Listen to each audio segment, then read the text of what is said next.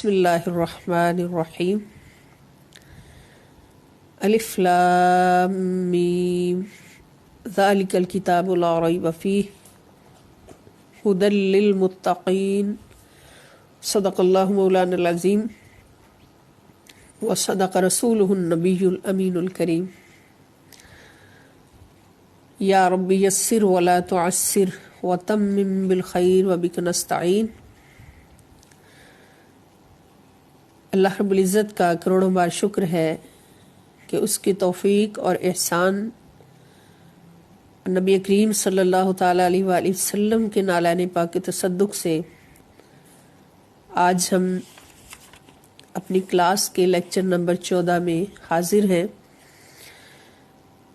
अल्लाह पाक हमें इन हाज़िरियों के आला मकसद के हुसूल में कामयाबी अता फ़रमाए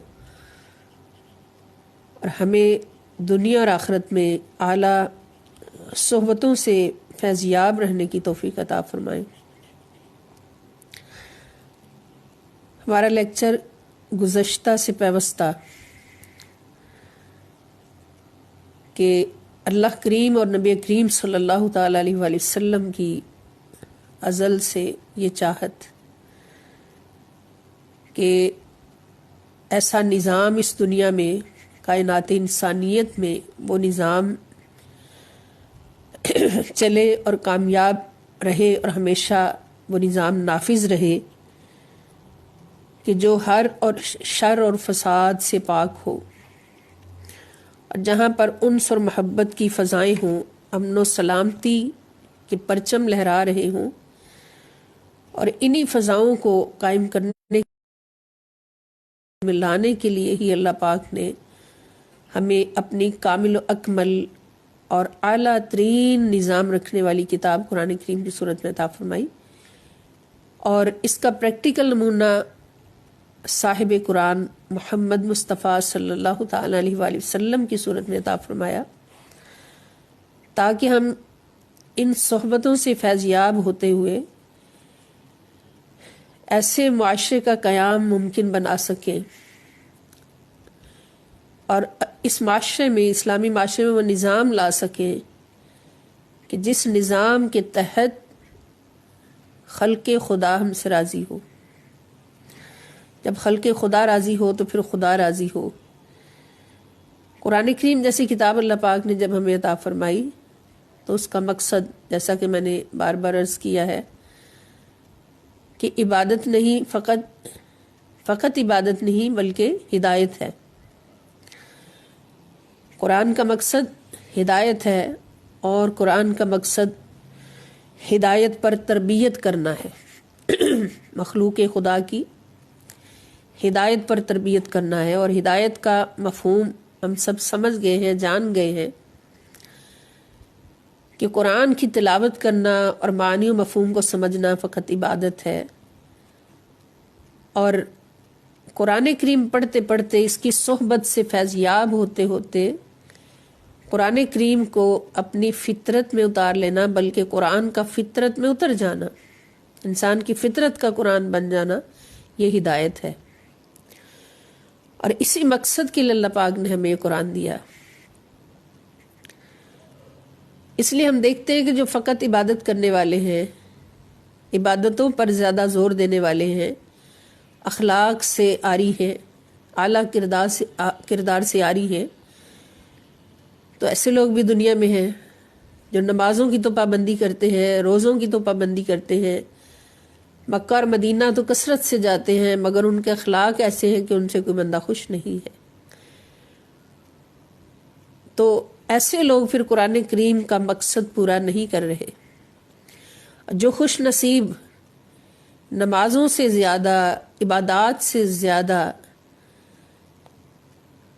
अखलाक आलिया की तरफ अपने आप को माइल रखते हैं, अखलाक आलिया का मुजस्सम बन जाते हैं, आला किरदार का नमूना बन जाते हैं, तो खुदा की कसम वो कुरान मिलने का मकसद पूरा कर लेते हैं।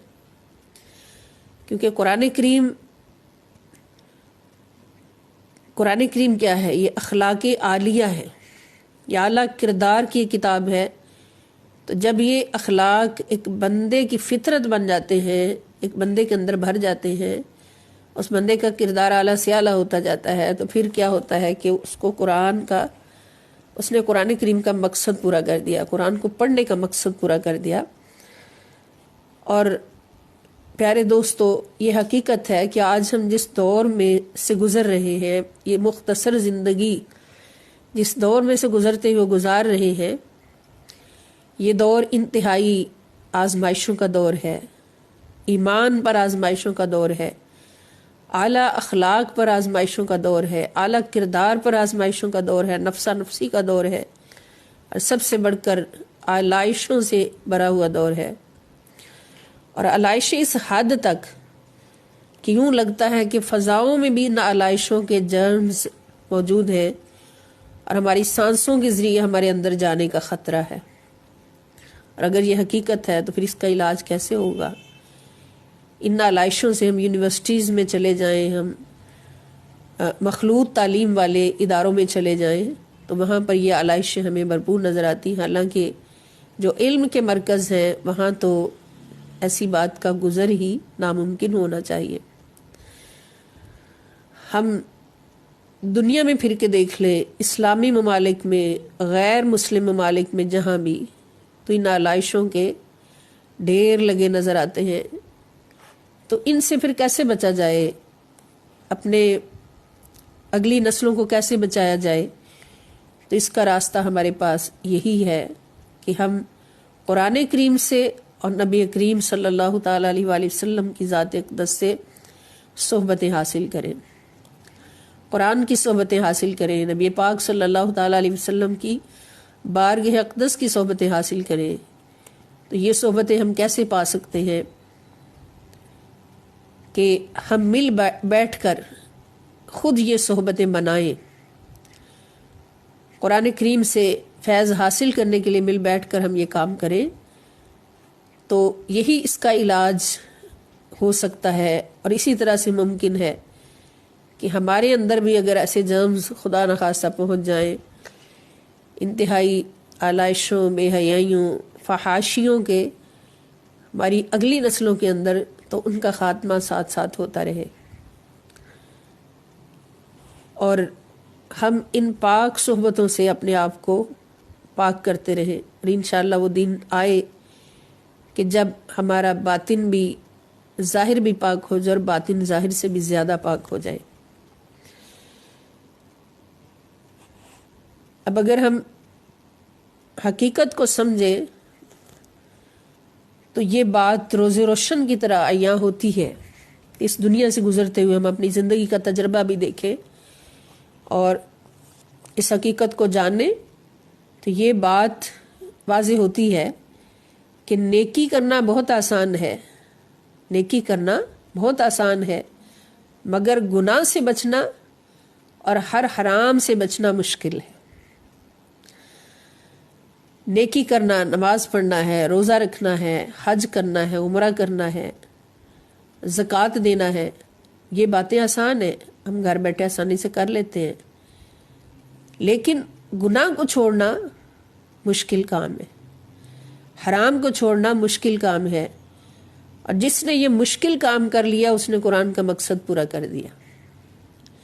اللہ پاک نے یہ نہیں فرمایا کہ قرآن ہم نے تمہیں دیا ہے نیکیاں کرنے کے لیے، نہیں، ہدایت حاصل کرنے کے لیے، اور کس کے لیے؟ متقین، ساتھ متقین کا لفظ بھی فرما دیا کہ قرآن کا مقصد ہے کہ قرآن کو اپنی فطرت میں اتار کر تقوی حاصل کر لینا، اور اس کو تقوی مل گیا جس نے قرآن کو اپنی فطرت میں اتار لیا، جس کی فطرت میں قرآن سمو گیا وہ متقی ہو گیا۔ اور تقوی کا مطلب کیا ہے؟ تقوی کا مطلب نماز پڑھنا نہیں ہے، تقوی کا مطلب روزہ رکھنا نہیں ہے، روزہ تو راستہ ہے تقوی کا، نماز تو راستہ ہے تقوی کا، کہ اس راستے پر چلو گے تو تقوی مل جائے گا۔ تقوی کیا ہے؟ تقوی ہے ہر گناہ کو چھوڑنے کا نام، ہر حرام کو چھوڑنے کا نام۔ یعنی ہم اس کو متقی نہیں کہہ سکتے جو 5 وقت کا نمازی ہے اور رمضان کا روزہ دار ہے، حاجی ہے، سب کچھ کرتا ہے، ہر عبادت کرتا ہے، اس کو متقی نہیں کہہ سکتے۔ متقی اس کو کہتے ہیں کہ جس نے زندگی میں ہر گناہ کو چھوڑ دیا، ہر حرام کو ترک کر دیا وہ متقی ہے۔ تو پھر ہم خود سوچتے ہیں، خود اندازہ کریں، جائزہ لیں اپنی زندگیوں سے کہ نماز پڑھنا مشکل ہے یا چغل خوری چھوڑنا مشکل ہے، نماز پڑھنا مشکل ہے یا جھوٹ چھوڑنا مشکل ہے، یا حرام کا ڈھیر سامنے لگا ہے اور دل چاہ رہا ہے کہ حرام ہے تو حرام صحیح، نعوذ باللہ، کثرت تو ہے نا، حرام کی کثرت کو دیکھ کر اس کی طرف دل مائل ہو جاتا ہے۔ تو حرام چھوڑنا مشکل ہے یا نماز پڑھنا مشکل ہے؟ نماز پڑھنا آسان ہے، حرام چھوڑنا مشکل ہے۔ نماز پڑھنا آسان ہے، جھوٹ چھوڑنا مشکل ہے۔ تو جس دن یہ اللہ کی نافرمانی کا ہر کام چھوٹ گیا، اس دن اے بندے تجھے متقین کی صف میں شامل کر دیا گیا اور قرآن پڑھنے کا مقصد پورا ہو گیا۔ گویا قرآن کریم بھی پڑھتے رہے، حافظ بھی بنتے رہے، حفظ بھی کر لیا، پڑھاتے بھی رہے، لیکن جھوٹ بولنا نہیں چھوڑا، دوسروں کو دھوکہ دینا نہیں چھوڑا، کسی کا دل دکھانا نہیں چھوڑا، چغل خوریاں نہیں چھوڑی، تو پھر قرآن پڑھنے کا مقصد پورا نہیں ہوا، کیونکہ تقوی حاصل نہیں ہوا۔ تو قرآن کریم پڑھنے کا مقصد انہوں نے ہی پورا کیا جنہوں نے قرآن پڑھتے پڑھتے تقوی حاصل کر لیا، متقین بن گئے۔ اس لیے کہ قرآن کریم ہمیں تعلیم ہی وہ دیتا ہے، ہماری تربیت ہی یہ کرتا ہے کہ تمہارے اندر سے ہر برائی ختم ہو جائے۔ اور اس کے لیے ہم دیکھ رہے ہیں کہ ہر صورت کے اندر، قرآن کریم کے ہر حصے کے اندر اللہ پاک نے ایسی تربیت فرمائی اپنے بندوں کی، بالخصوص مومنوں کی، مسلمانوں کی۔ تو یہ تقوی کا حصول ہمیں ان دو صحبتوں سے نصیب ہو سکتا ہے، ایک قرآن کریم کی صحبت اور دوسری رسول کریم صلی اللہ تعالی وسلم کی صحبت۔ اور یہ دونوں چیزیں ہم سے دور نہیں، دونوں چیزیں ہم سے دور نہیں، ہر وقت ہر لمحہ ہمارے پاس ہے، قرآن ہمارے پاس موجود ہے، گھروں میں موجود ہے، اور دوسرے نبی کریم صلی اللہ تعالی علیہ وآلہ وسلم بھی ہر لمحہ ہماری جانوں سے بھی زیادہ قریب ہیں۔ اب قرب پانا کیسے ہے کہ حضور علیہ الصلوۃ والسلام سے جتنی محبت کریں گے اتنے ہی حضور کے قریب ہوں گے، اور جتنا قریب ہوں گے اتنی صحبت حضور کی نصیب ہوگی۔ اور محبت کی دلیل کیا ہے؟ محبت کی دلیل صرف درود پاک کثرت سے پڑھنا نہیں ہے، نمازیں کثرت سے پڑھنا نہیں، محبت کی دلیل ہے نبی کریم صلی اللہ تعالی علیہ وآلہ وسلم کے رنگ میں رنگ جانا، کہ ہر گناہ کو چھوڑ دینا۔ نیکیاں کرنا حضور کی محبت کی دلیل نہیں ہے، صرف نیکیاں کرنا حضور کی محبت کی دلیل نہیں ہے، بلکہ محبت کی دلیل ہے ہر گناہ کو چھوڑنا، جیسے نبی کریم صلی اللہ تعالی علیہ وآلہ وسلم کی حیات طیبہ پاک صاف ستھری، اسی طرح اپنے آپ کو پاک صاف ستھرا کر لینا، یہ حضور کی محبت کی دلیل ہے۔ تو جب یہ رنگ ہوگا ہمارا تو پھر انشاءاللہ صحبت قرآن بھی ہمارے پاس ہے، صحبت رسول پاک صلی اللہ تعالی علیہ وآلہ وسلم بھی ہمارے پاس ہے۔ تو اللہ پاک ہمیں توفیق عطا فرمائے کہ اس مختصر زندگی کو ہم اس طرح سے گزاریں کہ ہر وقت قرآن کریم کہ انوار و تجلیات ہماری نظروں میں رہیں، ہمارے دلوں میں رہیں، ہماری روحوں میں رہیں، ہمارے ظاہر و باطن میں رہیں، اور نبی کریم صلی اللہ تعالی علیہ وآلہ وسلم ہماری جان سے بھی زیادہ قریب رہیں۔ اللہ پاک ہمیں اس مقام پر کامیابیاں فرمائے۔ تو آج ہمارا لیکچر نمبر 14 جو ہے،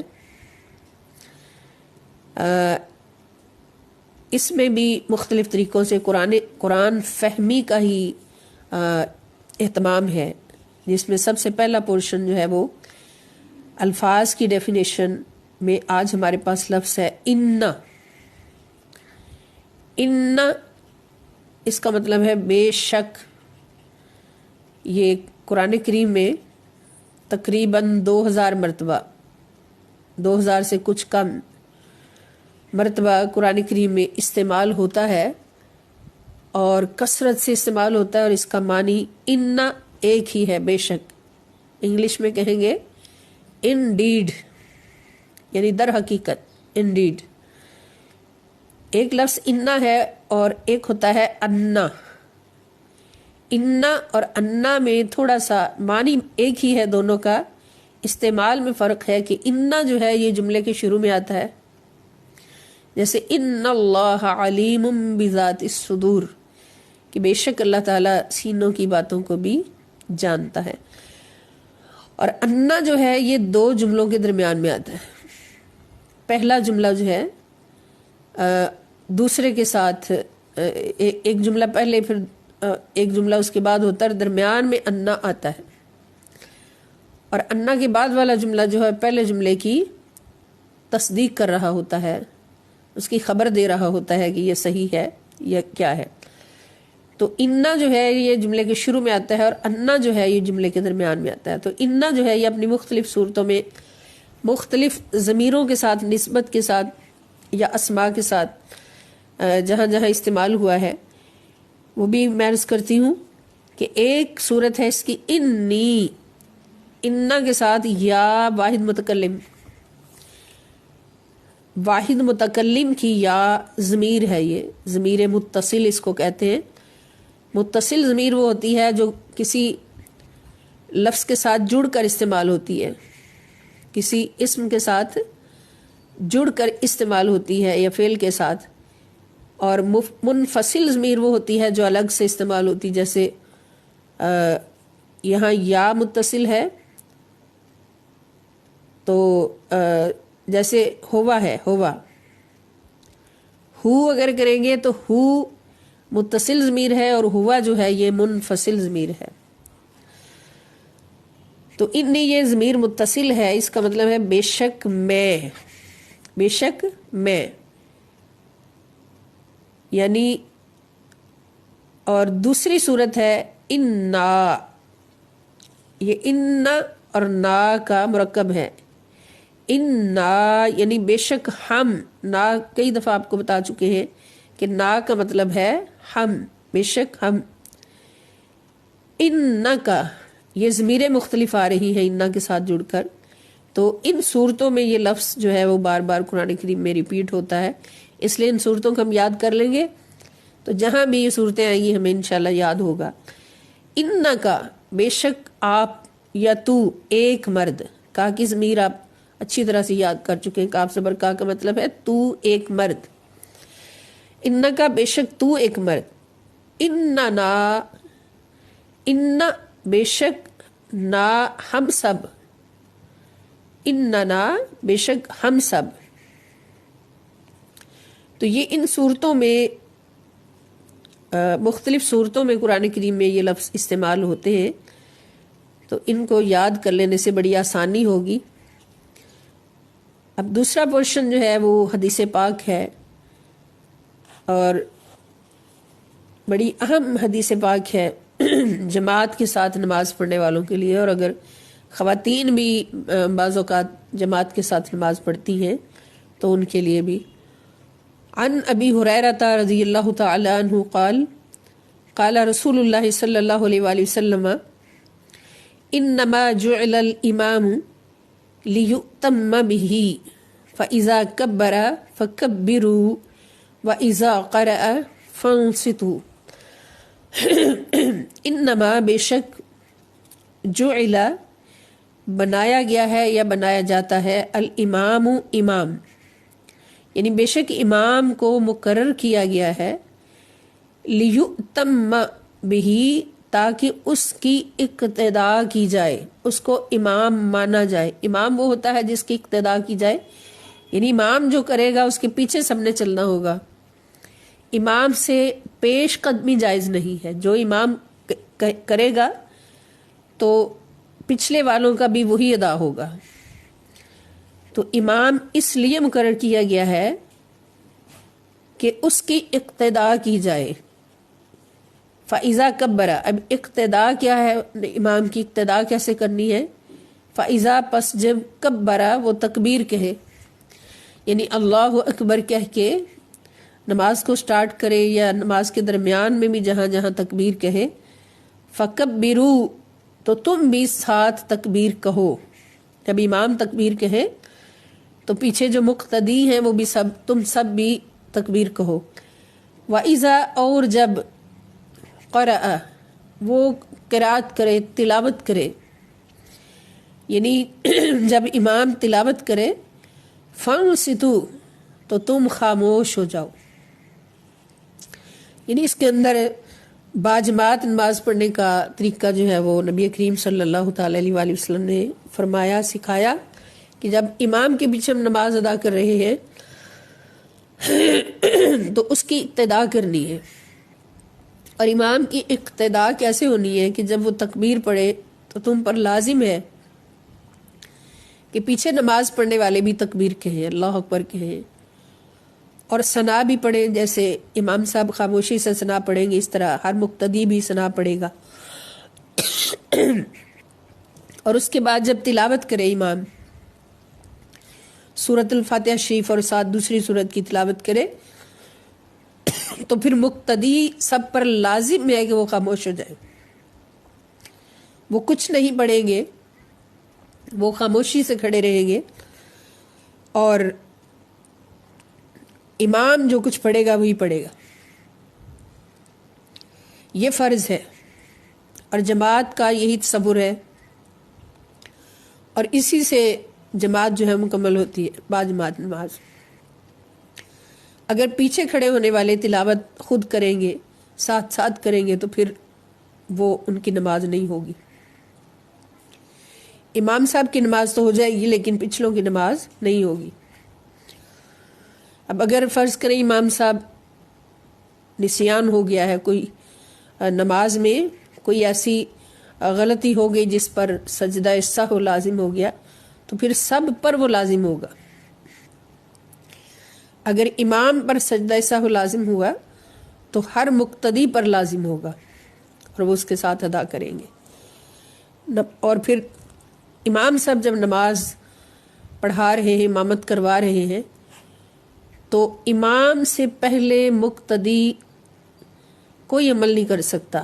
مثلا رکوع میں جانا ہے، رکوع کرنا ہے، تو کوئی مقتدی امام سے پہلے رکوع میں نہیں جا سکتا. پہلے امام صاحب جھکیں گے، پھر پیچھے سارے مقتدی. اسی طرح سجدہ میں، اسی طرح قعدہ میں کہ رکوع سے اٹھنا ہے، سجدے سے اٹھنا ہے، تو ہر صورت مقتدی جو ہے وہ امام کی پیروی کرے گا، امام سے پیچھے رہے گا. حتیٰ کہ سلام پھیرنا ہے نماز میں، نماز سے باہر آنے کے لیے، تو تب بھی امام پہلے سلام پھیریں گے تو پھر پیچھے مقتدی جو ہیں وہ سلام پھیریں گے. یہ اقتدا اس طرح سے ہوتی ہے، نماز باجماعت اس طرح سے ہوتی ہے. پھر جماعت جو ہے وہ صرف مرد کروا سکتا ہے جو شریعت کے تمام معاملات پر پورا اترتا ہو، اور عورت جو ہے وہ امامت نہیں کروا سکتی.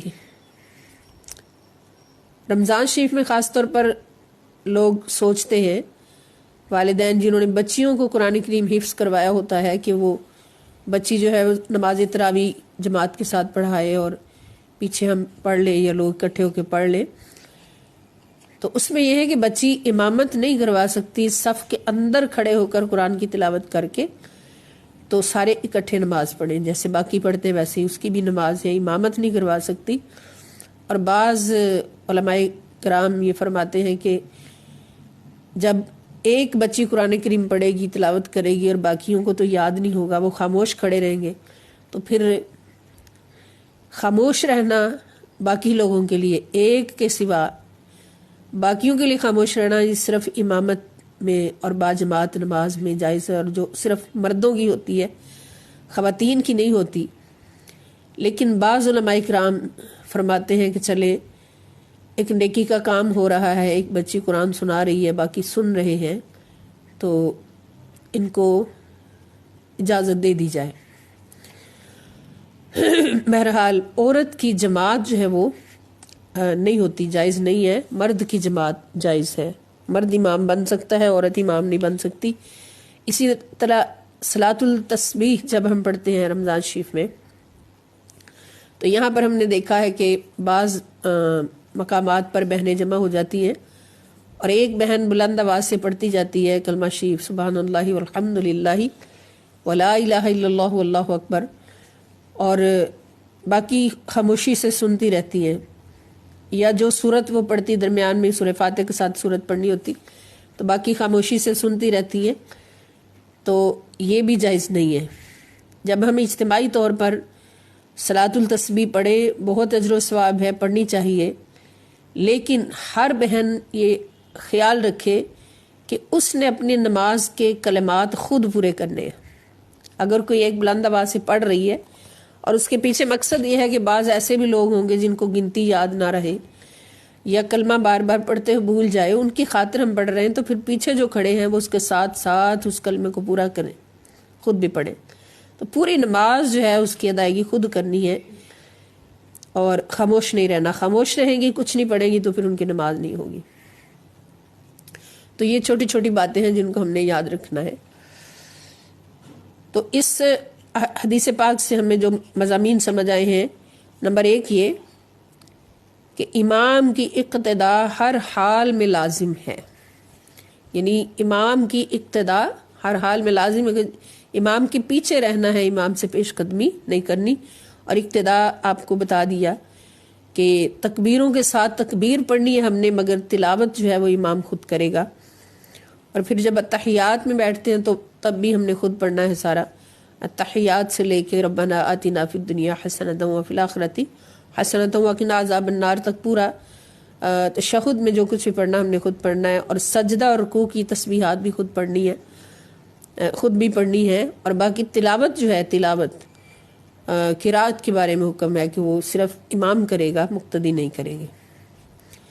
اور دوسرا مضمون جو سمجھ آیا کہ جب امام قرات کر رہا ہو تو مقتدی خاموش رہے، امام تلاوت کر رہا ہو تو مقتدی خاموش رہے۔ یہ آج کی حدیث پاک کا مفہوم ہے اور بہت اعلیٰ مسائل اس سے ہمیں سمجھ آتے ہیں۔ تو اس حدیث شریف کو بھی ایک دفعہ ہم پڑھ لیں مل کے۔ عن ابی ہریرہ رضی اللہ تعالی عنہ قال قال رسول اللہ صلی اللہ علیہ وسلم انما جعل الامام لیؤتم بہ فاذا کبر فکبروا واذا قرأ فانصتوا۔ اللہ پاک ہمیں یاد کرنے اور یاد رکھنے کی توفیق عطا فرمائے۔ اب تیسرا ہمارا پورشن سورہ حجرات الحمدللہ الکریم پڑھ رہے ہیں کہ قرآن کریم ہماری تربیت فرما رہا ہے، وہی تربیت جو میں نے ابھی عرض کیا کہ قرآن کا مقصد تقوی حاصل کرنا ہے، اور تقوی کا مطلب نیکیاں کرنا نہیں، تقوی کا مطلب ہر گناہ سے بچنا ہے۔ تو جو ہر گناہ سے بچ گیا اس نے تقوی کا مقصد پورا کر دیا، قرآن پڑھنے کا مقصد پورا کر دیا۔ تو اس سورہ مبارکہ میں بھی اللہ پاک ہماری یہی تربیت فرما رہے ہیں کہ اسلامی معاشرہ جو ہے ہر فساد سے پاک ہونا چاہیے۔ اور پیچھے جو ہم نے سبق پڑھا اس میں یہی فرمایا گیا کہ اگر مومنین کے 2 گروہ آپس میں لڑ پڑے، 2 میں تصادم ہو جائے تو ان میں صلح کرواؤ، اور پوری کوشش کرو صلح کروانے کی، اور اگر ان میں سے کوئی صلح پر راضی نہ ہو تو پھر مظلوم کا ساتھ دو ظالم کے خلاف، حتیٰ کہ وہ اللہ کی طرف لوٹ آئے، اللہ کے حکم کی طرف لوٹ آئے۔ جب لوٹ آئے تو پھر اس کو معاف کر دو، ان کے درمیان صلح کروا دو۔ اور اس کے بعد فرمایا کہ اگر 2 بھائی آپس میں لڑ پڑے، 2 بھائیوں کا آپس میں جھگڑا ہو جائے تو ان کے درمیان بھی صلح کرواؤ۔ لیکن اس سے آگے جب ہم تربیتی پوائنٹ پہ آتے ہیں تو اسلام ہماری ایسی تربیت فرماتا ہے کہ ان اسباب کو ہی ختم کرنے کی کوشش کرتا ہے اسلام کہ جن اسباب کی بنیاد پر فساد اور شر یہ سب کچھ پیدا ہو اور لڑائیاں جھگڑے پیدا ہوں۔ تو یہی تربیت ہے اللہ اور اس کے رسول صلی اللہ تعالی علیہ وآلہ وسلم کی کہ برائیوں کے اسباب کو اللہ پاک نے پہلے روکا، ان پر تربیت فرمائی تاکہ برائی پیدا ہی نہ ہو۔ اللہ پاک فرماتے ہیں کہ انما المؤمنون اخوۃ، بے شک مومن سارے آپس میں بھائی بھائی ہیں. فَأَصْلِحُوا بَيْنَ أَخَوَيْكُمْ، پس تم صلح کرواؤ اپنے دو بھائیوں کے درمیان، اپنے دو بھائیوں کے درمیان صلح کرواؤ. وَاتَّقُوا اللَّهَ، اور ڈرتے رہو اللہ تعالیٰ سے، لَعَلَّكُمْ تُرْحَمُونَ، تاکہ تم پر رحم کیا جائے، تم اللہ کی رحمت کے، اللہ کی طرف سے رحم کے مستحق ہو جاؤ. اب اس میں بھی اللہ پاک نے ہمیں یہ تربیت فرمائی کہ مسلمان مومن جہاں جہاں بھی ہے، دنیا کے جس خطے میں بھی ہے، وہ سب آپس میں بھائی بھائی ہیں اور تمہارے بھی بھائی ہیں. اس لیے اگر دو بھائی آپس میں لڑ پڑیں تو فوراً ان کے درمیان صلح کرا دو. اب لڑائی ہو سکتی ہے، جب دنیا میں رہ رہے ہیں نفس و شیطان کے حملے بھی موجود ہیں، تو لڑائی ہو سکتی ہے، دو گروہوں میں بھی ہو سکتی ہے، دو بھائیوں میں بھی ہو سکتی ہے، تو فوراً ان کے درمیان صلح کراؤ. لیکن یہاں پر ہم غور کریں کہ اللہ پاک نے جب دو گروہوں کو، لڑتے ہوئے گروہوں کو صلح کروانے کی بات فرمائی تو اس میں اتقوا اللہ کا حکم نہیں دیا کہ تم ڈرتے رہو، لیکن یہاں دو بھائیوں کے درمیان صلح کروانے کی بات فرمائی تو ساتھ ہی فرمایا کہ ان کی صلح کرواؤ. واتقوا اللہ، اور اللہ سے ڈرتے رہو، تم بھی تقوی اختیار کرو. اب اس میں حکمت مفسرین کرام کیا فرماتے ہیں کہ جہاں گروہوں کی بات ہو وہاں انسان بچنے کی کوشش کرتا ہے، کیونکہ جہاں آگ بڑی جل رہی ہوتی ہے تو آگے آنے والے کو خطرہ ہوتا ہے کہ کہیں میں بھی اس آگ میں نہ شعلہ زن ہو جاؤں، مجھے بھی یہ آگ نقصان نہ پہنچا دے، تو وہ خود بچنے کی کوشش کرتا ہے اس سے. اس لیے وہاں پر اللہ پاک نے ان کو یہ تنبیہ نہیں فرمائی مومنوں کو کہ تم خود بھی بچو، کیونکہ وہاں ان کو خود شعور ہے کہ انہوں نے بچنا ہے. اور یہاں جب دو بھائیوں کی آپس میں لڑائی ہو تو وہاں پہ یہ اتنا خیال نہیں ہوتا کہ ہمارا بھی کوئی نقصان ہو سکتا ہے یا ہم بھی اس میں ملوث ہو سکتے ہیں. انسان تھوڑا سا لاپرواہ ہو جاتا ہے، مومن تھوڑا سا اپنی طرف سے لاپرواہ ہو جاتا ہے. تو اللہ پاک نے یہاں پر فوراً فرما دیا کہ دو بھائیوں کے درمیان جب لڑائی ہو تو اس کو بھی چھوٹا نہ سمجھو، عام نہ سمجھو، اور یہ نہ سمجھو کہ تمہیں کوئی نقصان نہیں پہنچ سکتا. اس لیے یہاں پر پکڑ کر اللہ پاک نے فرما دیا کہ یہاں بھی اپنے آپ کو اسی طرح بچانا ہے جیسے بڑی آگ سے بچانے کی کوشش کی ہے.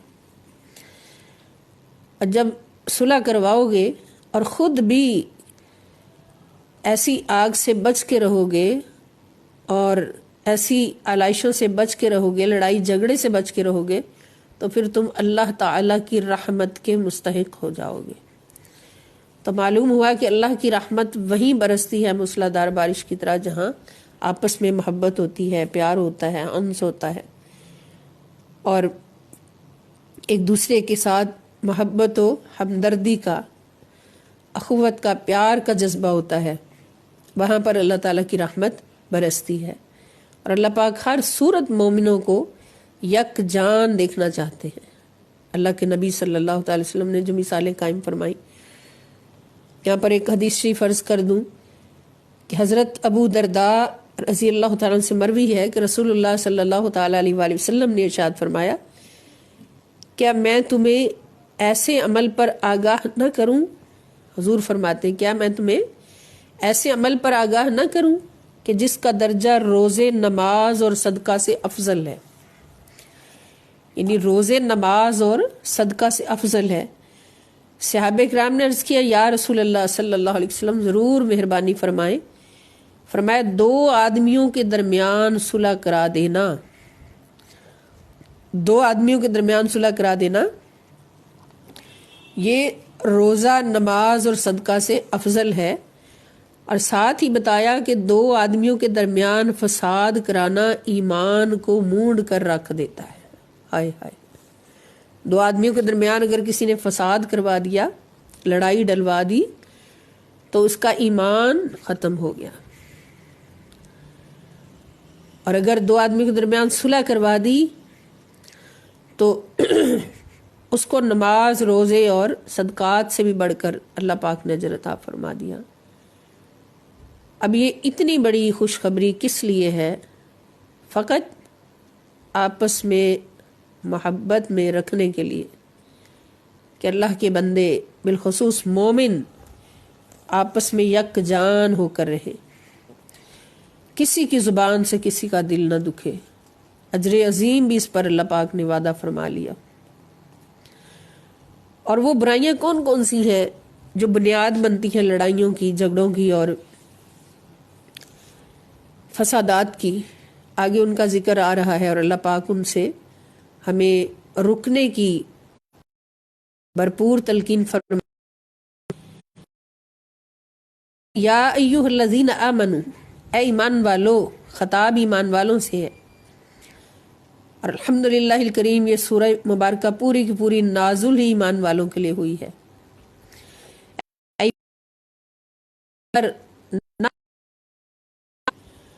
یسخر تمسخر سے، یہ بھی اردو میں لفظ استعمال ہوتا ہے مذاق اڑانا۔ نہ مذاق اڑائے قوم، کوئی قوم یعنی مردوں کی ایک جماعت، من قوم دوسری جماعت کا، مردوں کی ایک جماعت دوسری جماعت کا مذاق نہ اڑائے۔ عسا، ہو سکتا ہے، ان یکونوا، کہ وہ ہوں، یعنی جن کا مذاق اڑایا جا رہا ہے وہ خیرن، بہتر ہوں، منہم، ان سے جو مذاق اڑا رہے، جن کا مذاق اڑایا جا رہا ہے وہ ان سے بہتر ہوں جو مذاق اڑا رہے ہیں۔ اب دیکھیے یہ کتنا بڑا سبب ہے معاشرے میں فساد کا، کہ کوئی ایک بندہ دوسرے کا مذاق اڑائے۔ جب کوئی کسی کا مذاق اڑائے گا وہ آگے سے جواب دے گا، لڑائیاں ہوں گی، اور لڑائی بڑھتے بڑھتے کہاں کہاں پہنچ جائے گی۔ اس لیے اسلام نے فساد کو ختم کرنے کے لیے فساد کے اسباب کو ہی ختم کیا سب سے پہلے۔ فرمایا ایمان والو، تم مردوں میں سے کوئی مرد دوسروں کا مذاق نہ اڑائیں، ولا نساء، اور نہ ہی عورتیں مذاق اڑائیں، من نساء، دوسری عورتوں کا۔ عسا، ہو سکتا ہے، ان یکنہ، کہ وہ بہتر ہوں، وہ عورتیں ہوں، خیرن، بہتر، جن کا مذاق اڑایا جا رہا ہے، منہن، ان سے جو مذاق اڑانے والی ہیں، وہ ان سے کہیں بہتر ہوں۔ اب اس میں دیکھیں کہ اکثر مقامات پر یہ ہوتا ہے کہ کوئی دعوت جب اللہ پاک عطا فرماتے ہیں تو مردوں عورتوں کو اکٹھا، مذکر کا صیغہ استعمال فرما کے مردوں عورتوں کو اکٹھے اس کی تلقین فرماتے یا دعوت فرماتے، لیکن یہ کام جو مردوں سے زیادہ عورتوں میں زیادہ ہوتا ہے، مردوں سے زیادہ عورتوں میں ہوتا ہے، اس کے لیے اللہ پاک نے مردوں کو الگ تلقین فرمائی اور عورتوں کو الگ رکھا، تاکہ عورتیں جان جائیں کہ کسی کا مذاق اڑانا جو ہے وہ کتنا بڑا فعل بد ہے، اس سے بچنا ہے۔ اور اس پر اللہ تعالیٰ نے ہمیں الگ سے ہمارے گروہ کو تلقین فرمائی ہے، کیونکہ عورتیں ہی زیادہ چلتے، کسی کا چلنے کا مذاق اڑا دیا، کسی کے بولنے کا، کسی کے لباس کا، کسی کے چال چلن کا مذاق کسی صورت میں اڑا دیا۔ تو اس لیے نبی پاک صلی اللہ علیہ وسلم فرماتے ہیں کہ زبان سے مذاق کرنا، نقلیں اتار کر اس کا منہ چڑھانا، اس کے لباس یا رفتار یا گفتار پر ہنسنا، یہ سب جائز نہیں ہے، ممنوع ہے۔ تو یہاں پر مردوں کو الگ خطاب ہے، عورتوں کو الگ خطاب ہے۔ اسے پتہ چلا کہ یہ ایسا ایک فعل ہے کہ جو بڑے فساد کا باعث بن سکتا ہے، اس لیے اللہ پاک نے الگ الگ تربیت فرمائی۔ تو ولا تلمزو، اب دوسری برائی کون سی جس سے ہم نے بچنا ہے؟ لا تلمزو، نہ عیب لگاؤ، انفسکم، اپنے لوگوں پر، ایک دوسرے پر، اپنے لوگوں پر۔ اب یہاں انفسکم کہا کہ تمہارے نفس، تمہاری جانیں، یعنی کہ جن پر تم عیب لگاؤ گے وہ تمہارے اپنے ہیں، مومن ہیں، مسلمان ہیں۔ تو لمز کا مطلب کیا ہے کسی کی عیب جوئی کرنا، کسی کے منہ پر اس کی عیب جوئی کرنا، کہ کسی کے اندر کوئی عیب نظر آ جائے یا نہ بھی ہو تو اس کا عیب نکال کر اس سے منہ پہ بتا دینا کہ تیرے اندر یہ عیب ہے۔ اللہ پاک نے یہ نہیں فرمایا کہ دوسروں پر عیب نہ لگاؤ، فرمایا اپنی جانوں پر، اپنے نفسوں پر عیب نہ لگاؤ، یہ دوسری برائی ہے۔ اور وَلَا تَنَابَزُوا بِالْأَلْقَابِ، اور نہ ہی پکارا کرو برے برے القاب کے ساتھ کسی کو پکارو، کہ برے القاب کے ساتھ بھی کسی کو نہ پکارو، یعنی کسی کو برا کہتے ہیں۔ تو لا تنابزو اس ہی بن گیا جیسے کسی اندھے کو کی ایک آنکھ نہ ہو اس کو کانا کہنا، اور ایسے القاب سے پکارنا جس سے ان کو تکلیف پہنچے، ایسا جس سے اس کو تکلیف پہنچے، کوئی چھوٹے کہہ دینا، کوئی لمبا ہو اس کو الگ نام دے دینا، تو یہ سارے افعال تشریح ہیں، برے افعال ہیں، ان کو ختم کرنا ہے تاکہ معاشرے سے فساد ختم ہو اور امن و سکون کی فضا پیدا ہو۔ وَلَا تَنَابَزُوا بِالْأَلْقَابِ، اور برے برے القاب کے ساتھ کسی کو نہ پکارو۔ بئس بعد الایمان، اللہ پاک فرماتے ہیں بئس، بہت برا ہے، کتنا برا ہے، الاسم الفسوق، فاسق کا نام لینا، یعنی خود فاسق کا نام پسند کرنا۔ ایمان لانے کے بعد، ایمان لانے کے بعد اپنے آپ کو فاسق کہلانا بہت برا ہے۔ اس سے میں پتہ چلا کہ جس کے اندر یہ خوبیاں ہوں گی، یہ برائیاں جن کا ذکر گزرا اللہ پاک نے، ان سے مذاق ہے، مذاق اڑانا ہے، کسی پر الزام لگانا ہے، عیب لگانا ہے، کسی کو برے القاب سے پکارنا ہے، تو یہ برائیاں جس کے اندر کون ہوگا؟ وہ فاسق ہوگا۔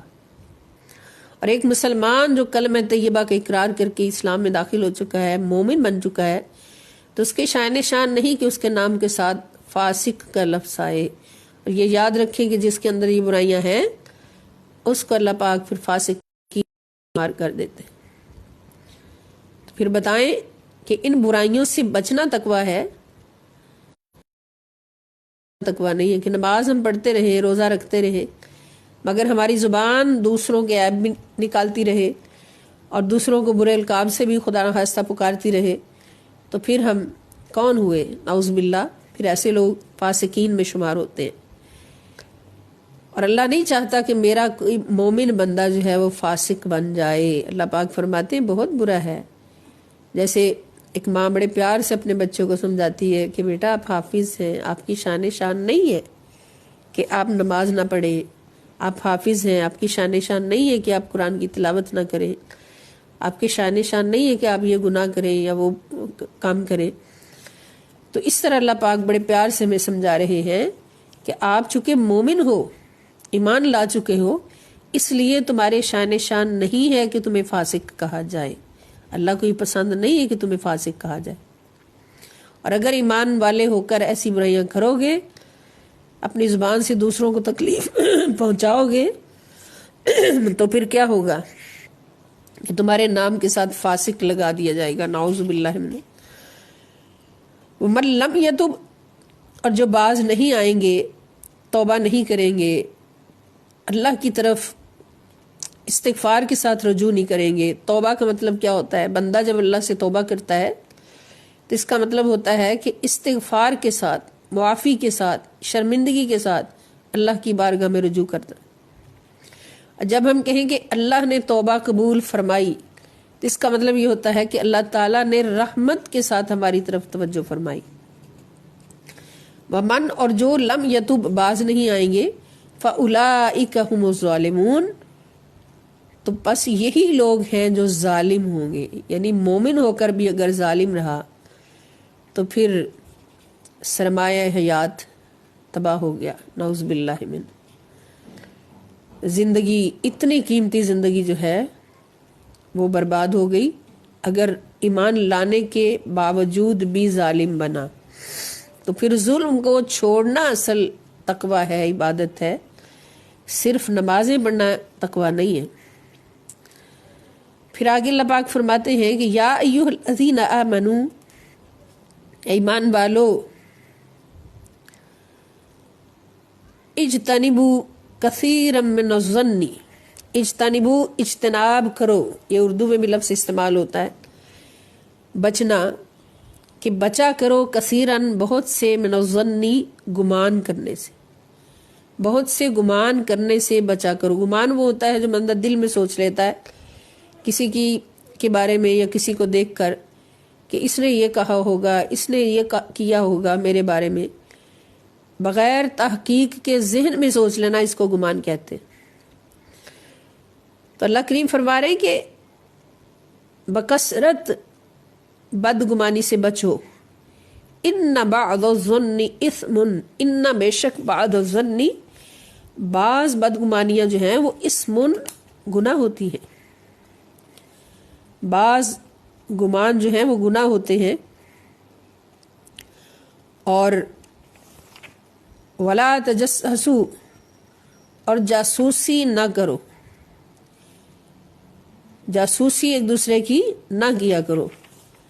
اب گمان جو ہے، کچھ گمان جائز بھی ہیں، جیسے بندہ اللہ کے بارے میں اچھا گمان کرتا ہے تو اللہ تعالیٰ نے اس پر فرمایا ہے کہ میں اپنے بندے کے گمان کے قریب ہوتا ہوں، میں اپنے بندے کے گمان کے قریب ہوتا ہوں، جو میرا بندہ میرے بارے میں گمان کرتا ہے میں اسی طرح سے اس سے ملتا ہوں۔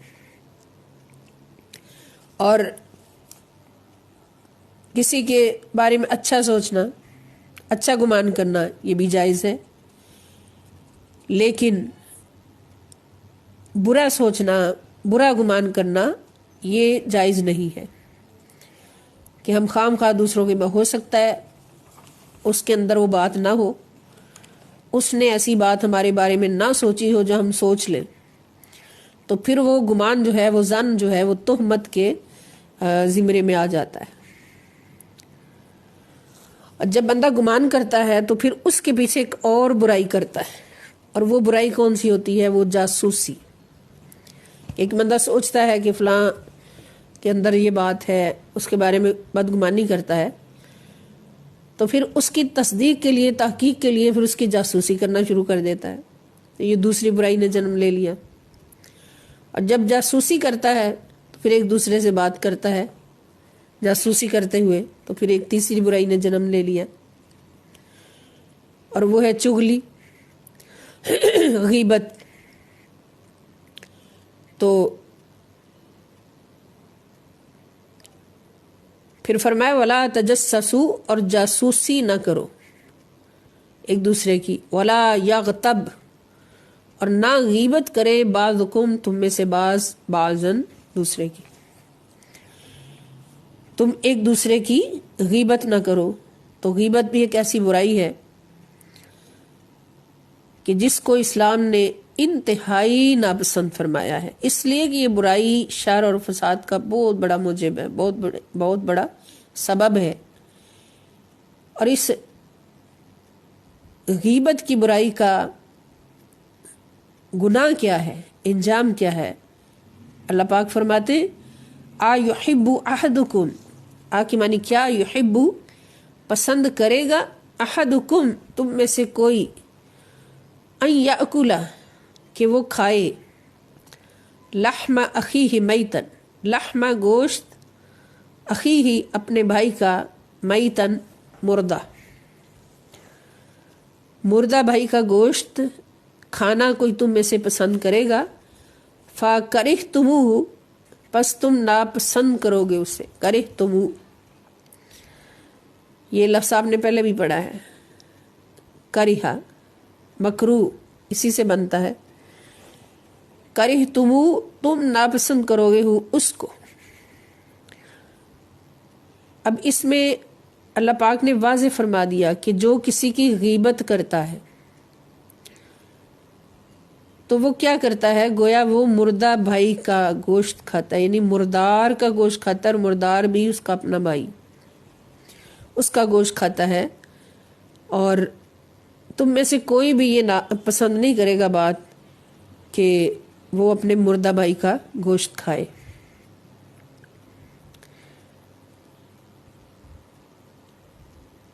واتقوا اللہ، اور ڈرتے رہو اللہ تعالیٰ سے، ان اللہ تواب الرحیم، بے شک اللہ تعالیٰ بہت توبہ قبول فرمانے والا اور ہمیشہ رحم فرمانے والا ہے،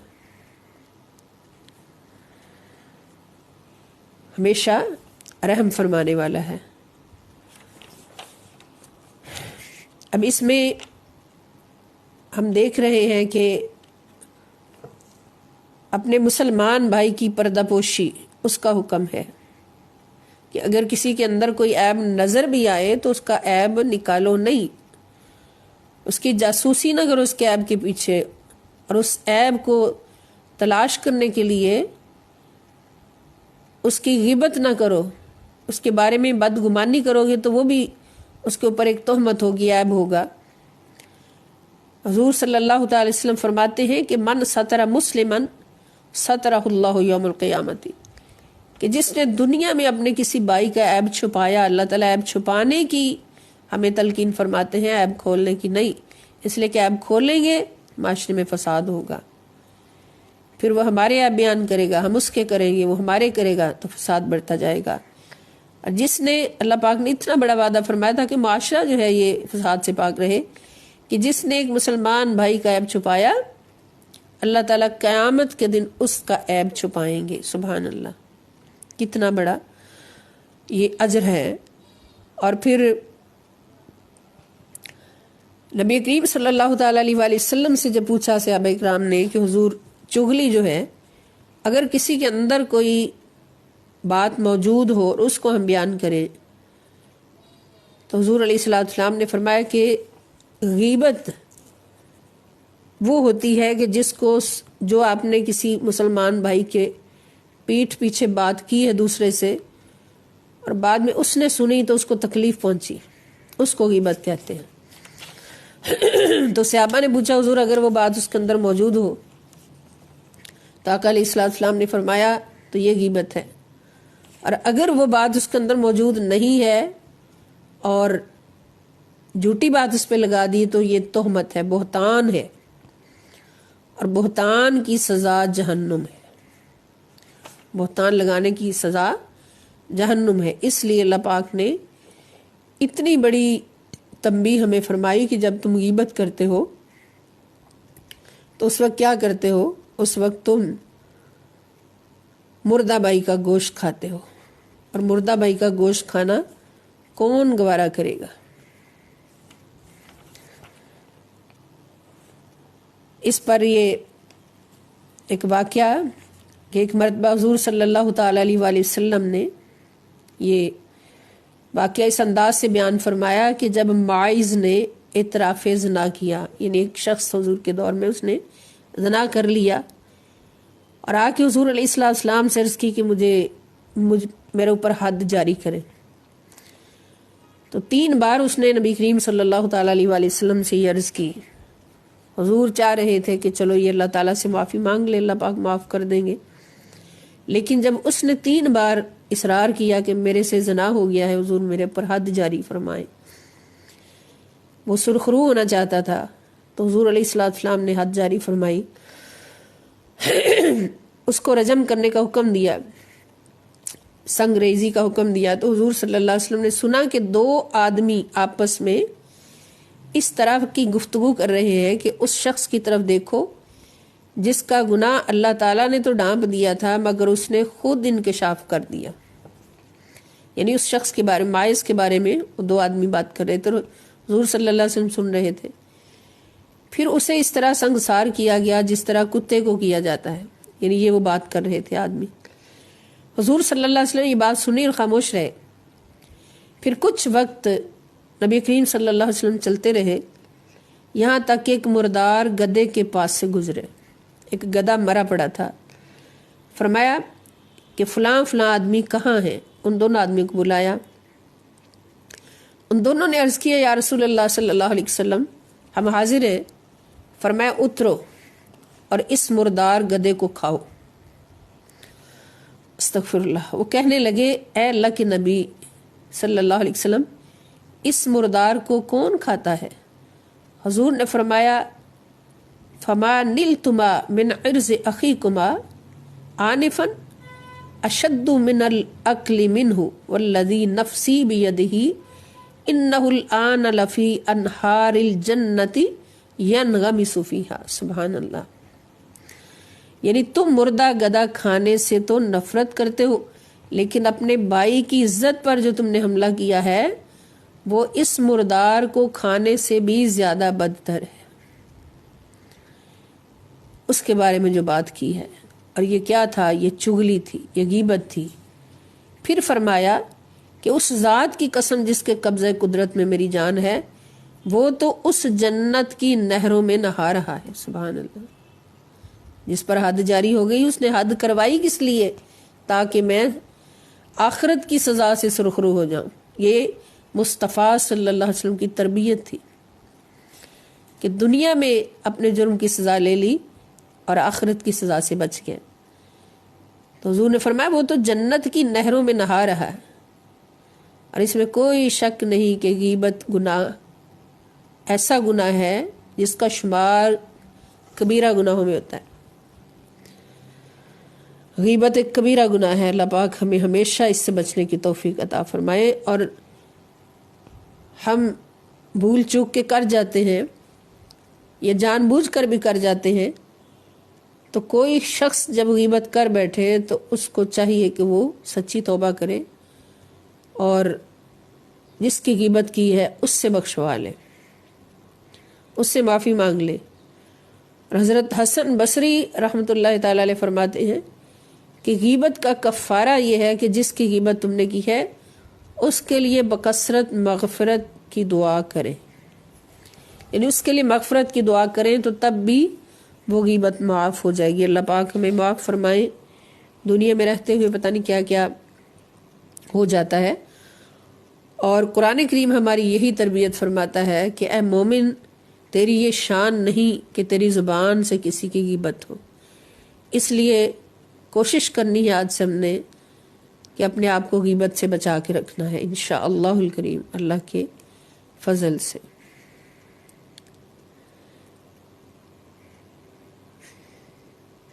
اب کچھ صورتیں یہاں پر مفسرین کرام نے لکھی ہیں کہ جن میں غیبت جائز ہے بلکہ مباح ہوتی ہے. وہ فاسق جو اعلانیہ فسق و فجور کا ارتکاب کرتا ہے اس کے عیوب کا ذکر غیبت نہیں. یعنی ایک فاسق ہے جو اعلانیہ گناہ کرتا ہے اور دوسروں کو بھی اس میں ملوث ہونے کا راستہ ملتا ہے تو اس کے بارے میں اس کے عیوب کا دوسروں سے ذکر کرنا کہ فلاں بندے کے اندر یہ عیب ہے اس لیے اس سے بچ کے رہے، کسی کو بچانے کے لیے اس کا ذکر کرنا یہ غیبت جائز ہے.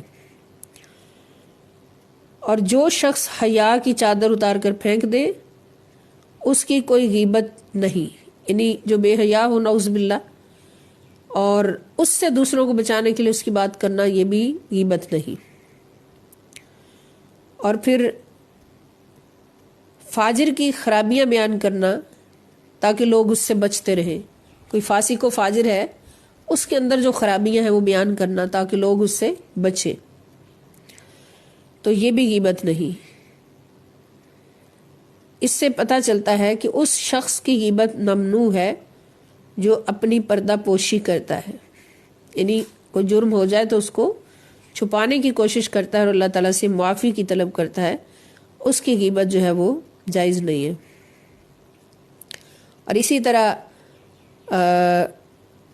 کسی کا رشتہ کہیں ہو رہا ہو لڑکی کا یا لڑکے کا اور ہمیں پتہ ہو کہ جہاں رشتہ ہو رہا ہے ان کے اندر یہ خرابیاں ہیں تو ان خرابیوں کو بتانا بھی غیبت نہیں ہے.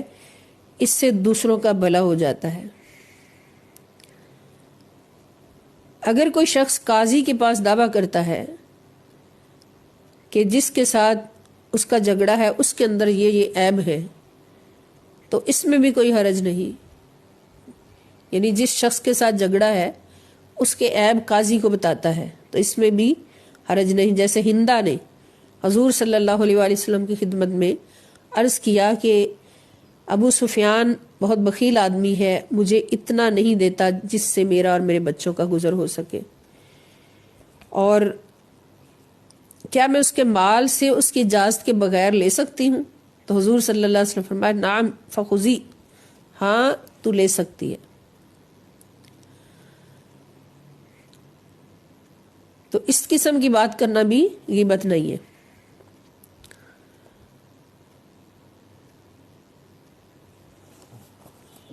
پھر اللہ پاک فرماتے ہیں کہ یا ایھا الناس انا خلقناکم من ذکر وانثی وجعلناکم شعوبا وقبائل لتعارفوا ان اکرمکم عند اللہ اتقاکم ان اللہ علیم خبیر۔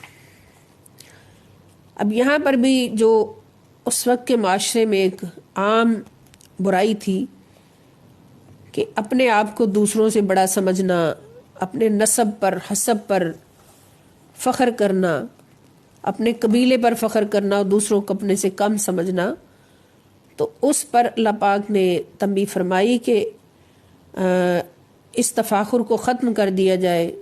اسلام میں اس کا کہیں بھی تصور نہیں ہے۔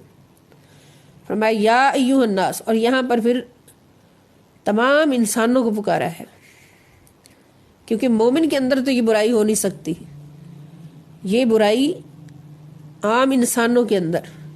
یا ایھا الناس، اے تمام لوگوں، تمام انسانوں، انا بے شک ہم نے خلقناکم، ہم نے پیدا کیا تمہیں، من ذکرن ایک مرد سے، و انثی اور ایک عورت سے، یعنی ایک ہی تمہارا باپ ہے وہ ہے حضرت آدم، اور ایک ہی تم سب کی ماں ہے اور وہ ہے حضرت حوا علیہ الصلوۃ والسلام۔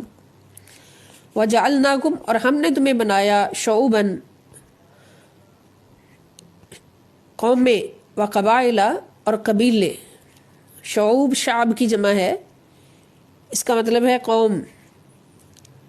وقبائل اور قبیلے بنایا، لتعارفوا تاکہ تمہاری آپس میں پہچان ہو، تم ایک دوسرے کو پہچان سکو۔ یہ قوم اور قبیلہ،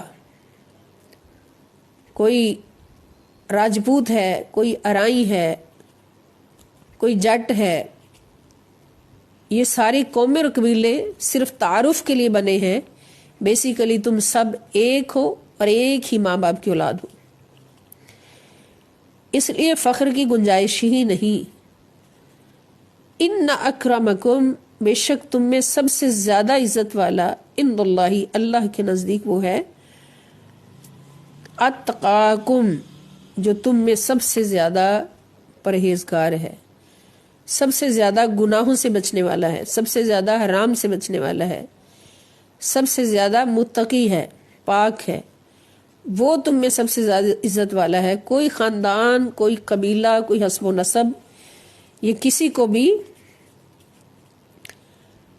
معزز نہیں کرتا، بلکہ اللہ کی بارگاہ میں عزت جو ہے اور اعلیٰ مقام جو ہے وہ فقط ایک ہی بنیاد پر ہے، اور وہ بنیاد ہے تقوی۔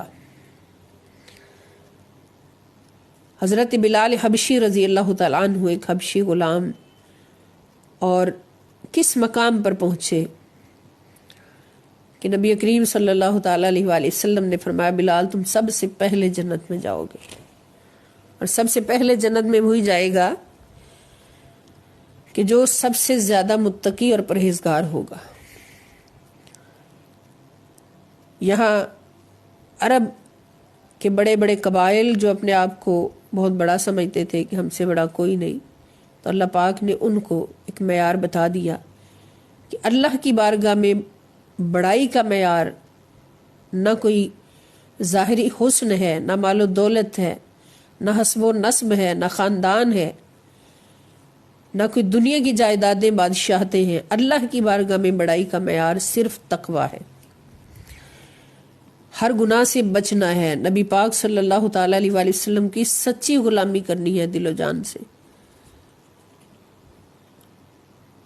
تو ان اکرمکم عند اللہ اتقاکم، بے شک تم میں سب سے زیادہ عزت والا اللہ کے نزدیک کون ہے؟ جو سب سے زیادہ پرہیزگار ہے۔ ان اللہ، بے شک اللہ تعالیٰ، علیم، خوب جانتا ہے، خبیر، اور ہر کسی کے باطن سے باخبر ہے، ظاہر سے بھی باطن سے بھی باخبر ہے۔ یعنی اللہ سب کو جانتا ہے کہ بڑا کون ہے اور چھوٹا کون ہے، متقی کون ہے اور بغیر تقوی کے کون ہے، یہ اللہ سب کو جانتا ہے۔ اس لیے تم خود کوئی اپنے آپ کو بنا ہی نہیں سکتا کہ میں بڑا ہوں۔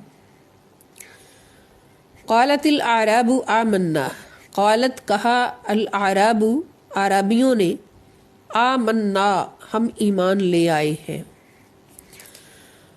قل آپ ان سے فرما دے، لم تؤمنوا ابھی تم ایمان نہیں لائے، ولیکن قولوا اسلمنا لیکن تم کہو کہ ہم اسلام میں داخل ہوئے ہیں، ہم اسلام میں مسلمان ہوئے ہیں، اسلام میں داخل ہوئے ہیں۔ ولما، واو اور لما، ابھی تک نہیں۔ لم اگر اکیلا لم ہو تو اس کا مطلب ہوتا ہے نہیں۔ میں نے عرض کیا تھا کہ فعل مضارع کے شروع میں لم داخل ہو تو اس کو نفی ماضی میں بدل دیتا ہے، تو لم سے لما جب بن جائے تو اس کا مطلب ہوتا ہے کہ ابھی تک نہیں۔ یدخل داخل ہوا، الایمان و ایمان، فی قلوبکم تمہارے دلوں میں، ابھی ایمان تمہارے دلوں میں داخل نہیں ہوا، ابھی تو تم صرف مسلمان ہوئے ہو۔ اور یہ کون لوگ تھے جو مدینہ کے دیہات سے آئے اور انہوں نے آ کے اسلام قبول کیا اور احسان جتلانا شروع کر دیا کہ ہم مسلمان ہوئے ہیں، ہمیں یہ دے یہ ہمیں وہ دے۔ نبی پاک صلی اللہ تعالیٰ علیہ وآلہ وسلم سے انہوں نے مختلف فرمائشیں شروع کر دی اور احسان جتلانا شروع کر دیا کہ ہم مسلمان ہوئے ہیں، ہمارا احسان ہے تم پر کہ ہم نے تمہارا دین قبول کیا ہے۔ تو اللہ پاک فرما رہے ہیں کہ ان سے کہو، یہ نہ کہیں کہ ہم مومن ہوئے، ایمان والے ہو گئے، نہیں، بلکہ یہ تو ابھی مسلمان ہوئے ہیں اور ایمان ابھی ان کے دلوں میں داخل نہیں ہوا۔ اور ایمان کب داخل ہوگا، تم مومن کب بنو گے؟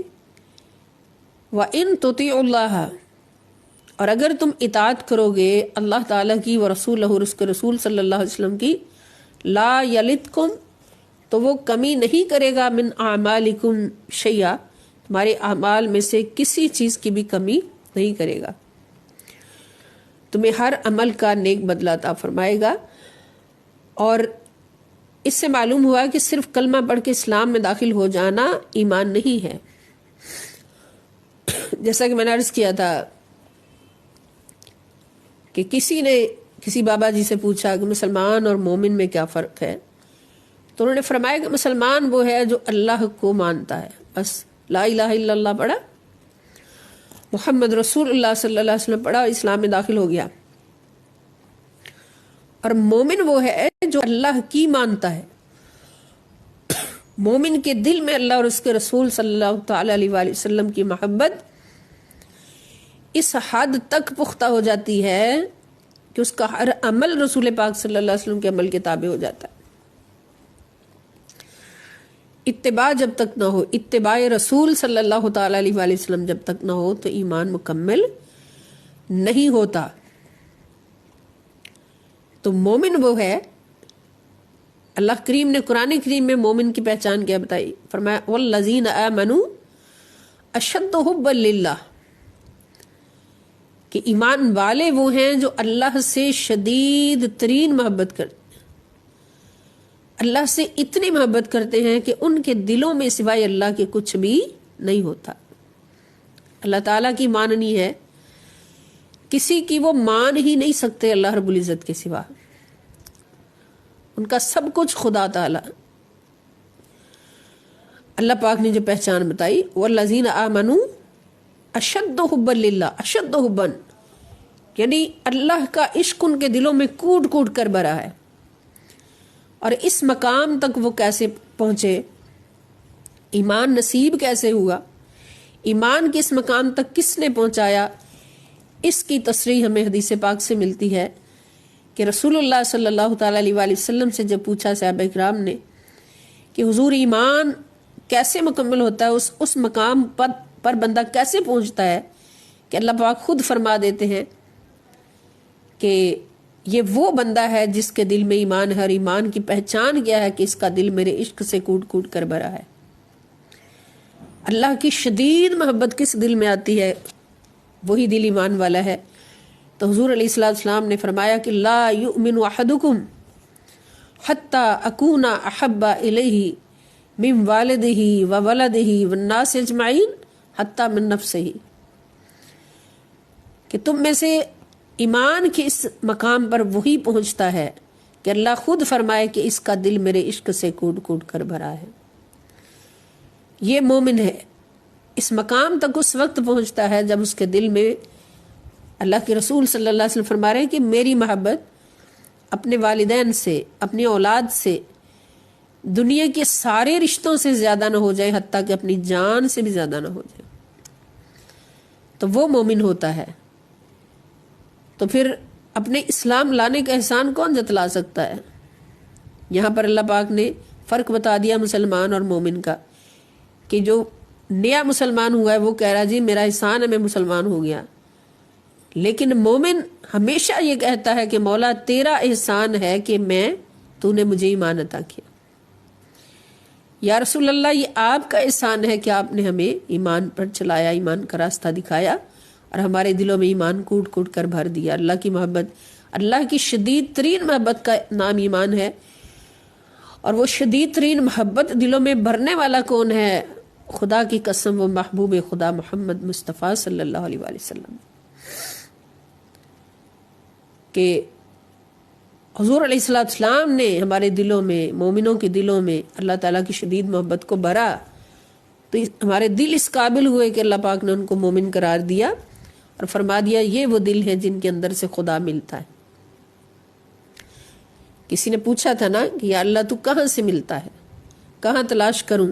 جواب آیا کہ میں ایک مومن کے دل سے ملتا ہوں، مومن کا دل میرا گھر ہوتا ہے۔ تو مومن اس کو کہتے ہیں جس کے دل میں اللہ ہے، اور وہ مومن ہمیشہ جھک کے رہتا ہے۔ اس مومن کی پہچان یہ ہوتی ہے کہ اس کا سر کبھی بھی تکبر سے اور تفاخر سے بلند نہیں ہوتا۔ یہ اللہ پاک کیٹیگری بتا رہے ہیں ان لوگوں کی کہ اللہ کی محبوب ہے، پسندیدہ ہے۔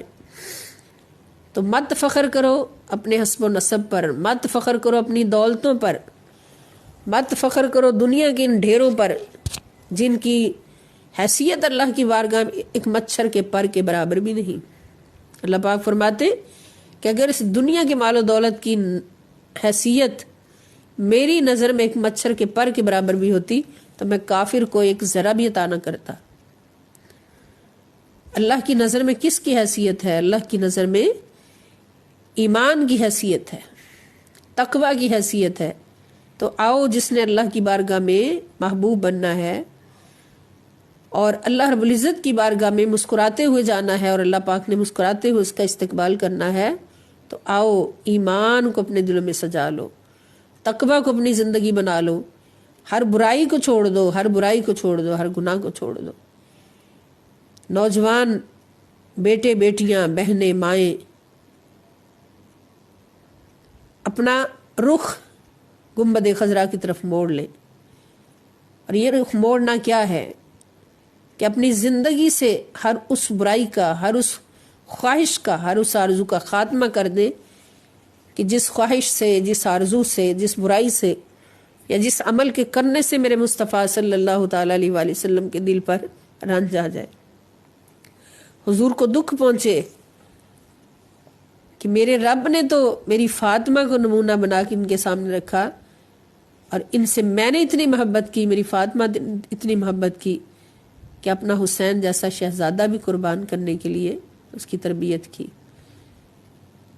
اور اتنی بڑی قربانی اس امت کے لیے دی، اس امت کو سجانے کے لیے، اس امت کو بچانے کے لیے دوزخ کی آگ سے، لیکن یہ صلہ دے رہے ہیں کہ دنیا کی چند روزہ رنگینیاں اور وہ بھی گندگی میں بری ہوئی ان کو اپنانے کے لیے تیار ہو جاتے ہیں، اور سیدہ فاطمہ الزہرا رضی اللہ تعالیٰ عنہ جو ہر لمحہ ہماری طرف نظریں لگائے ہوئے ہیں کہ میرے بابا کی امت کی بیٹیاں کیا کریں گی اب، یہ امت کی مائیں کیا کریں گی اب، کیا ان کا رخ میری طرف مڑے گا، میری چاہتوں کا جواب چاہتوں سے دیں گی؟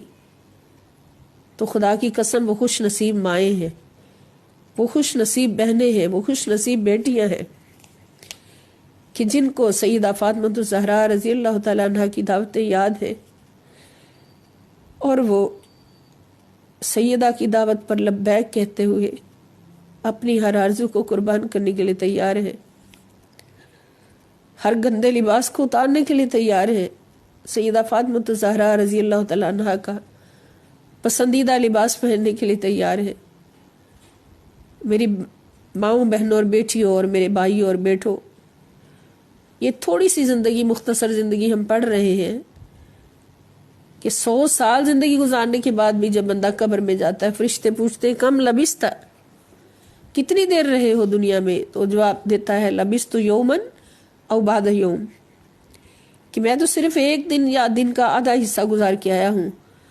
اس چھوٹی سی زندگی کی خاطر اپنی آرزوؤں کو اتنا گندا کر لینا، اتنا گندا کر لینا کہ بھول ہی جانا کہ میں انسان ہوں، بھول ہی جانا کہ میں مسلمان ہوں، یہ بھول جانا کہ میرے سر کے اوپر ایک نبی کا ہاتھ ہے، وہ رحمت للعالمین نبی صلی اللہ تعالی وسلم، جو ابھی بھی محبتوں سے حسرتوں سے ہماری طرف دیکھ رہے ہیں اور ہمارا انتظار کر رہے ہیں کہ آؤ میرے امتیوں، میری کالی کملی رحمتیں لے کے تمہارے لیے کھڑی ہے، موجود ہے، میرے ہاتھ ابھی بھی تمہارے دعاؤں کے لیے اٹھے ہیں، آؤ میری طرف آ جاؤ، آؤ میری طرف آ جاؤ، دوزخ سے بچ جاؤ، جنت میں آ جاؤ۔ سوچ لیں ہم چند لمحوں کے لیے تو انشاءاللہ ہماری زندگی بدل جائے گی۔ ہمارے پاس کوئی کمی نہیں ہے، تربیت کی کوئی کمی نہیں ہے، صحبتوں کی کوئی کمی نہیں ہے، اللہ پاک نے ہمیں گھروں میں سب کچھ عطا فرمایا ہے۔ بس عہد کر لے کہ ہم نے پاک ہونا ہے، پاک ہونا ہے، ناپاک نہیں ہونا۔ یاد رکھیں جب ہم کوئی گناہ کرتے ہیں ہم ناپاک ہو جاتے ہیں۔ اللہ والے تو کہتے ہیں کہ جس گھڑی تمہارا وضو نہیں ہوتا تم ناپاک ہوتے ہو۔ مومن کی شان نہیں ہے کہ بے وضو رہے، مومن وہ ہے جو ہر وقت باوضو رہتا ہے، اور وضو کس لیے کرتے ہیں؟ پاک ہونے کے لیے۔ تو پھر مومن کی یہ شان کیسے ہو سکتی ہے کہ وہ گناہوں کی آلائش سے ناپاک ہو جائے، وہ نافرمانیوں کی آلائش سے ناپاک ہو جائے؟ یہ مومن کی شان نہیں ہے۔ اس لیے میرے اللہ نے اتنا پیارا قرآن دیا، نبی پاک صلی اللہ علیہ وسلم کی سیرت دی، سیدہ فاطمہ الزہرا رضی اللہ تعالی عنہا کی سیرت دی، سیدہ زینب رضی اللہ تعالی عنہا کا کردار ہمیں دیا کہ اتنی بڑی تکلیفیں سہی مگر ایک لمحے کے لیے بھی اپنا ہاتھ باطل کے ہاتھ میں نہیں دیا، ایک لمحے کے لیے بھی کسی خدا کی دشمن کے ساتھ سمجھوتا نہیں کیا، نبی پاک صلی اللہ علیہ وسلم کے دشمن کے ساتھ سمجھوتا نہیں کیا، اسلام کے دشمن کے ساتھ سمجھوتا نہیں کیا۔ اور ہم کیسے ہیں کہ گھروں میں بیٹھے ہزاروں ہمارے پاس آسائشیں ہیں، سہولیات ہیں، سب کچھ ہے، لیکن سودے کس کے ساتھ ہو رہے ہیں؟ باطل کے ساتھ، نعوذ باللہ، اللہ کے دشمن کے ساتھ سودے ہو رہے ہیں، سمجھوتے ہو رہے ہیں۔ اللہ پاک ہمیں نبی پاک صلی اللہ علیہ وسلم کی لاڈلی کے صدقے اللہ تعالیٰ ہمیں اپنا پسندیدہ بندہ بننے کی توفیق عطا فرمائے۔ اور پھر اللہ پاک کا وعدہ ہے کہ جو بھی عمل تم کرو گے اللہ تعالیٰ اس کے اجر کو ضائع نہیں کرے گا، کیونکہ بے شک اللہ تعالیٰ بہت غفور الرحیم ہے، بخشنے والا اور ہمیشہ رحم کرنے والا ہے۔ اللہ پاک ہم سب کو توفیق عطا فرمائے۔ وما علیہ الا البلاغ المبین۔ اللهم ربنا تقبل منا إنك أنت السميع العليم وتب علينا إنك أنت التواب الرحيم فصلى الله تعالى على خير خلقه ونور عرشه وزينة فرشه سيدنا ومولانا محمد وعلى آله وأصحابه أجمعين برحمتك يا أرحم الراحمين۔ والسلام عليكم ورحمة الله وبركاته، وإلى اللقاء إن شاء الله۔